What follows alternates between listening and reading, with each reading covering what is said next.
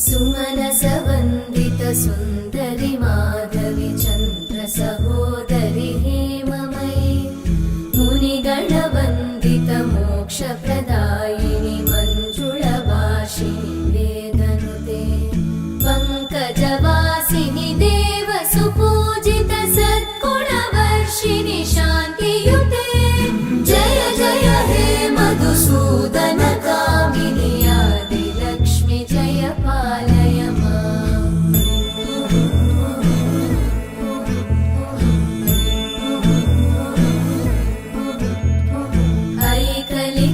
ऐकलिकल्मषनाशिनि कामिनि